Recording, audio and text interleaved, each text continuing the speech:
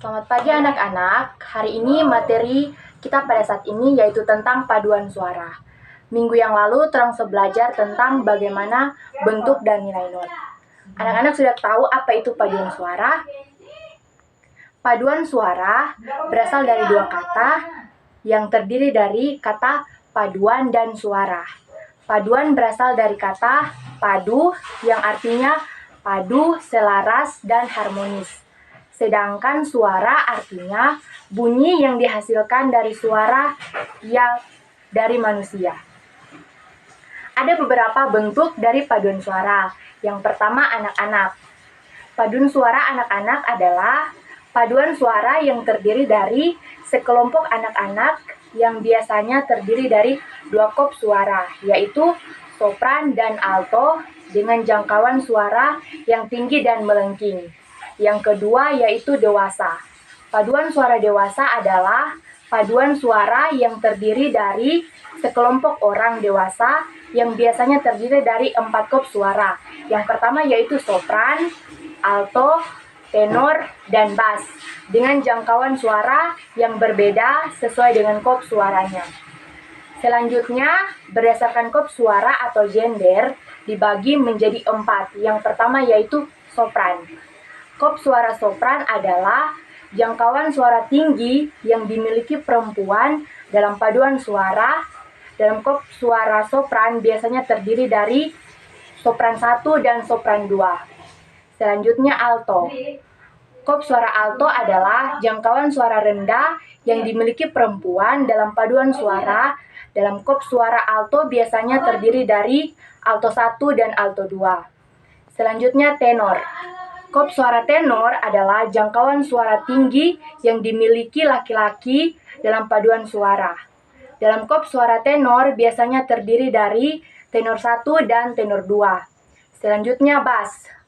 Kop suara bass adalah jangkauan suara rendah yang dimiliki laki-laki dengan paduan suara. Dalam kop suara biasanya terdiri dari bass 1 dan bass 2. Selanjutnya, anak-anak akan mengerti tentang teknik vokal yang digunakan dalam paduan suara. Yang pertama di situ yaitu adanya teknik intonasi. Teknik intonasi merupakan teknik yang digunakan untuk menentukan ketepatan tinggi atau rendahnya bunyi dalam suatu nada. Yang selanjutnya teknik artikulasi, yaitu teknik yang digunakan untuk menyampaikan kata-kata yang dinyanyikan agar terdengar jelas oleh para pendengarnya.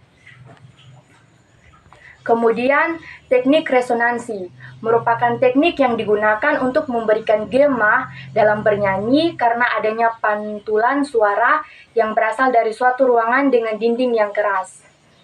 Selanjutnya, teknik pernapasan. Di dalam teknik pernapasan dibedakan beberapa bagian. Yang pertama yaitu teknik pernapasan dada, yaitu catch voice. Adalah teknik yang digunakan dalam bernyanyi dengan cara mengerahkan suara ke dada. Teknik ini biasanya digunakan untuk mengambil nada rendah dalam bernyanyi. Selanjutnya, teknik pernapasan perut atau diafragma. Adalah teknik yang digunakan dalam bernyanyi dengan cara menghirup udara kemudian dikeluarkan melalui mulut dengan dorongan dari perut atau diafragma.